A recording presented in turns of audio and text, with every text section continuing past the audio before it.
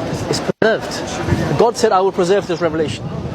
It's common for Muslims to make the claim that the Quran has been perfectly preserved and then turn around and try to attack Christians for textual variants in the Bible. This claim by Muslims is so ignorant that it literally baffles me, as Muslim sources directly contradict this claim. What follows is what I can fit into 3 minutes, but there's a whole lot more. We're told that shortly after Muhammad's death, many Muslims who knew the Quran were dying in battle, and because the Quran had not been collected before that point, there was fear that it would be lost. So Abu Bakr, the first caliph, told Zayd ibn Thabit to collect the fragmentary manuscripts of the Quran and put it together. Zayd objected to this, saying it was going to be too hard, but he eventually agreed and started collecting fragments of the Quran. We're even told that there were some verses that only one man knew and nobody else. If the Quran had always been perfectly preserved, why was it so hard for Zayd to collect it? Why was it so fragmented? Surely he could just find the nearest Muslim and ask them to recite it, right? We are then told that many verses were known only to those who died in battle, and nobody survived who knew them, so they were lost. We were then told even after Zayd made his copy for Bakr that early Muslims were disagreeing about how to recite the Quran, which is weird since supposedly it's perfectly preserved. So Uthman collected all the Quranic materials, made a new copy, and then burned all the other Quranic materials.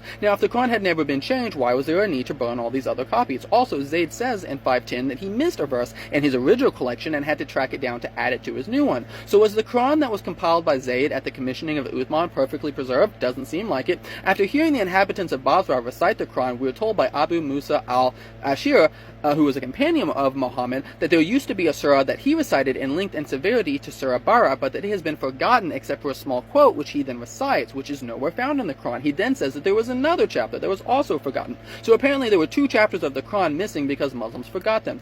Aban ibn Ka'b is called one of the best recitals of the Quran, yet we are told that some of what he recited has been left out. We are told that Muhammad listed 4 people to learn the Quran from, one being Abdullah ibn Masud, yet we are told that Masud didn't like the Quran version Zayd produced, and he tells people to avoid the recitation of the Quran by Zayd and to keep and conceal their versions. So the guy that Muhammad said is one of the chief reciters of the Quran is saying don't use the Quran that Muslims are currently using today. We are told that Aisha apparently lost a section of the Quran regarding breastfeeding an adult 10 times because a sheep came and ate it. We are told that Ibn Umar was scared that a lost surah regarding stoning people would no longer be practiced because they can't find it in their holy book. We are told that Aisha said that Surah 33 used to be 200 verses long, but that Uthman was only able to gather the 73 that are in it today. In that same work, Ibn Umar is recorded as saying, "Let no man say he has memorized the whole Quran, for much of it has been lost. Let him only say that he has remembered what is extant." I'm sure that some Muslims listening to this are getting ready to say, all this was abrogated. But guys, think about it for a moment. You keep saying this book has not been corrupted, but it sure does seem like it has been corrupted, and conveniently claiming abrogation doesn't deal with the fact that the Quran has changed.